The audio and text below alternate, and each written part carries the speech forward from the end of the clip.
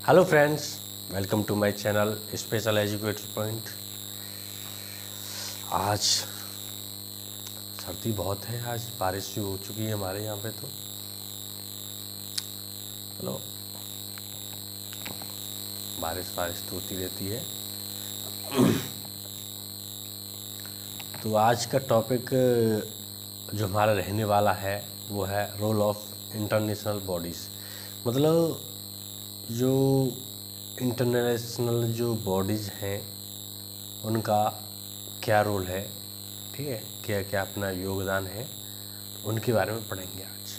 ठीक है, topic start करने से पहले आप हमारे चैनल पर नए हैं तो हमारे चैनल को प्लीज़ सब्सक्राइब कर दें और बेल आइकन को प्रेस कर दें, लाइक कर दें, शेयर कर दें। ठीक है, तो पढ़ते हैं इसकी रोकथाम रोल ऑफ इंटरनेशनल बॉडीज़। क्या है? विकलांगता की रोकथाम, जागरूकता व पुनर्वास कार्य हेतु कई अंतर्राष्ट्रीय संस्थाएं हैं। इनमें प्रथम स्थान पर संयुक्त संघ यूएनओ का है। मतलब जो रोल ऑफ कम्युनिटी है तो उसका जो प्रथम स्थान है वो सबसे पहले उसका है यूएनओ, यानी जो अमेरिका की जो कह सकते हैं संस्था है उसका है। तो हम जानेंगे कि इसका क्या रोल है। तो यूएन, तो हेडिंग डाल लीजिए, आप हेडिंग डालिए यूएनओ, संयुक्त राष्ट्र संघ की महत्वपूर्ण संस्था, यानी WHO की। ठीक है, WHO भी कह सकते हैं इसे। तो WHO क्या है? WHO विश्व स्वास्थ्य संगठन का मुख्यालय जेनेवा, जो स्विट्जरलैंड में है। मतलब जो WHO का जो मुख्यालय है वो जेनेवा में। जेनेवा कहाँ पर पड़ता है? जेनेवा स्विट्जरलैंड में है। ठीक है, तथा दक्षिण पूर्व एशिया के लिए इसका कार्यालय नई दिल्ली में है।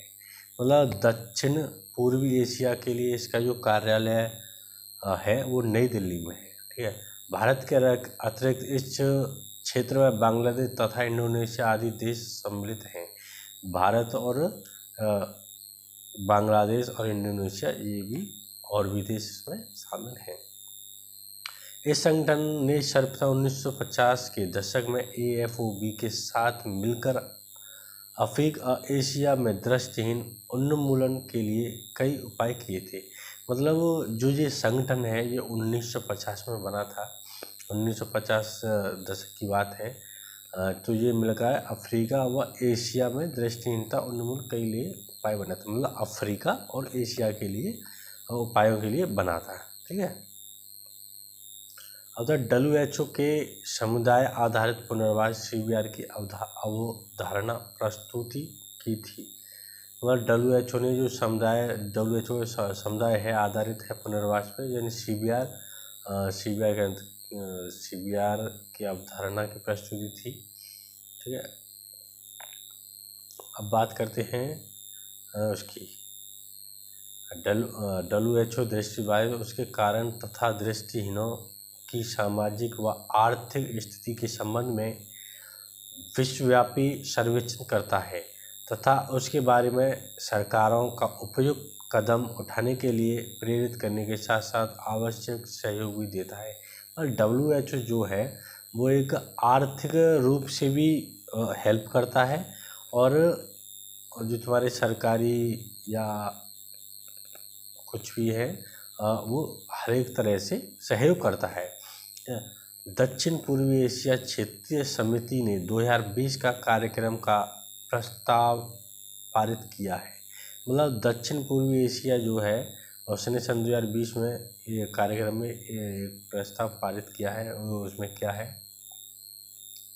यूनिसेफ भी ये संयुक्त राष्ट्र की संस्था है। मतलब यूनिसेफ आपसे पूछा जाए वो UNO यानी संयुक्त राष्ट्र की संस्था है। इसकी स्थापना संयुक्त राष्ट्र संघ बाल आपदा कोष के रूप में सन 1946 को स्थापित हुई थी। ठीक है, अगर उसकी पूरी डेट पूछा जाए 11 दिसंबर 1946 को स्थापना हुई थी इसकी, यूनिसेफ की। इसका उद्देश्य द्वितीय विश्व युद्ध से पीड़ित बच्चों के लिए आपदा व भोजन सुलभ कराएगा। मतलब जो द्वितीय विश्व युद्ध था, जो सेकंड वर्ल्ड वॉर था, उसमें जो बच्चे थे, जो पीड़ित बच्चे थे, उन्हें भोजन कराने की बात कही गई थी। ठीक है, मतलब भोजन कराते थे, मतलब ऐसा भी कह सकते हैं, जब द्वितीय सेकंड वर्ल्ड वॉर हुआ था तब। ठीक है, अब इसमें बाद में 1953 में इस संयुक्त राष्ट्र बाल कोष हो गया। हालांकि इसका नाम यूनिसेफ ही चलता रहा, मतलब इसका नाम बाल कोष भी रखता, मतलब यूनिसेफ चलता रहा इसका नाम। यह अब विकासशील देशों में बच्चों व माता पिताओं के लिए दूरगामी मानवीय विकास संबंधी सहायता प्रदान करता है। इसका मुख्यालय न्यूयॉर्क में है। इसके 7 क्षेत्रीय कार्यालय हैं जो 200 देशों में कार्यरत हैं। इन देशों में यूनिसेफ अपने निश्चित कार्यालयों, जिन्हें केंद्रीय ऑफिसेज कहा जाता है, इसके माध्यम से कार्य संचालन करता है। मतलब जो WHO है, इसकी 7 क्षेत्रीय कार्यालय हैं और ये 200 देशों तक फैला हुआ है। मतलब 200 देशों में इसकी संस्था है। ठीक है, अब बात करते हैं कुछ महत्वपूर्ण अंतर्राष्ट्रीय स्वयंसेवी संगठन यानी NGO के बारे में। ठीक है, HKI, तो HKI का फुल फॉर्म है हेलन केलर इंटरनेशनल। न्यायिक होता है, जो न्यायाधीश होता है, कुमार हेलन ने। तो हेडिंग डालिए कि HKI माने हेलन केलर इंटरनेशनल।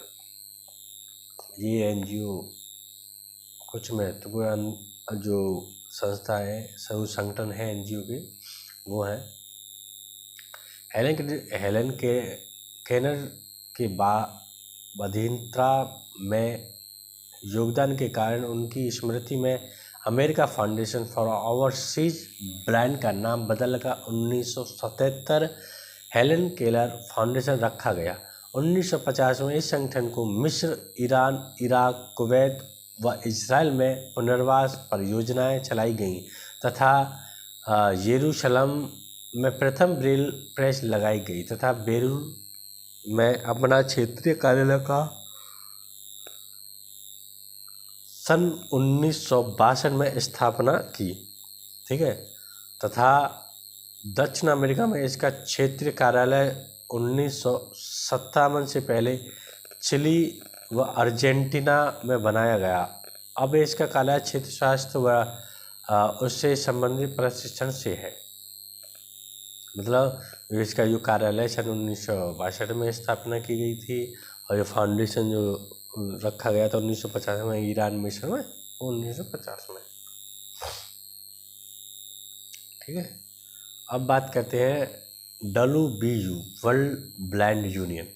जो वर्ल्ड ब्लाइंड यूनियन ये क्या है, इसके बारे में पढ़ते हैं। WBB तथा FB संस्थाओं के आपसी विलय के फलस्वरूप 1984 में WBU का गठन किया गया। मतलब जो WBU का जो गठन किया गया, वर्ल्ड ब्लाइंड यूनियन, मतलब कह सकते हैं विश्व जो आँखों से नहीं देख पाते हैं उनकी यूनियन। ठीक है, इसने 158 देशों की दृष्टिहीन तथा आंशिक रूप से देखने वाले 600 संगठनों का प्रतिनिधित्व किया। दृष्टिहीन की रोकथाम व इलाज की प्रोत्साहन, दृष्टिहीन व आंशिक रूप से दृष्टिहीनों के कल्याण में आगे बढ़ाने, आंशिक रूप से दृष्टिवानों के कल्याण को आगे बढ़ाना, दृष्टि बाधित आंशिक दृष्टिवानों में व्याप्त उच्च निर्धनता के विरुद्ध कदम उठाना आदि इसके उद्देश्य हैं। ठीक है।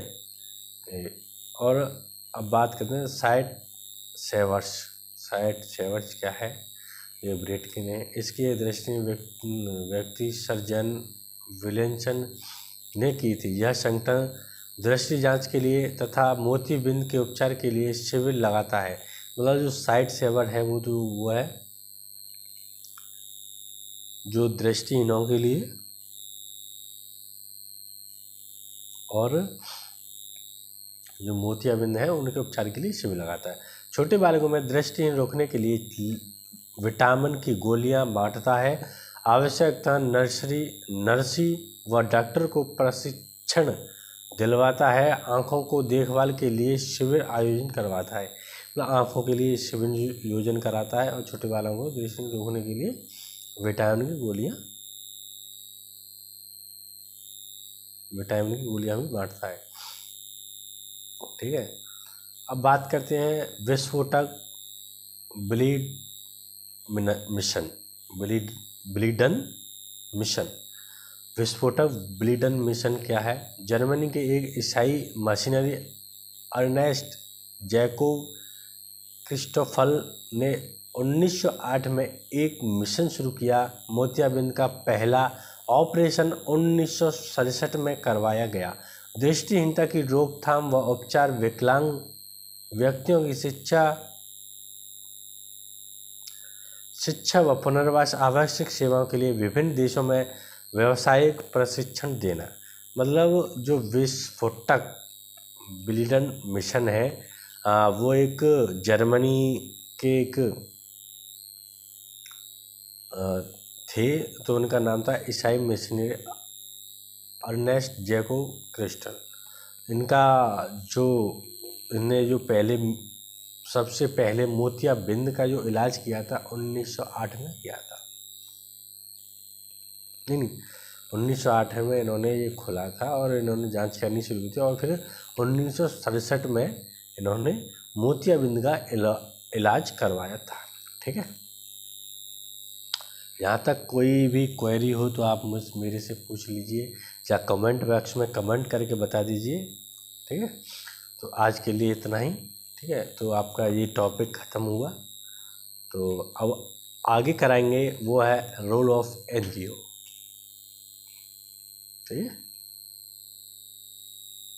मिलते हैं दोस्तों अगली क्लास में, तब तक के लिए राम राम।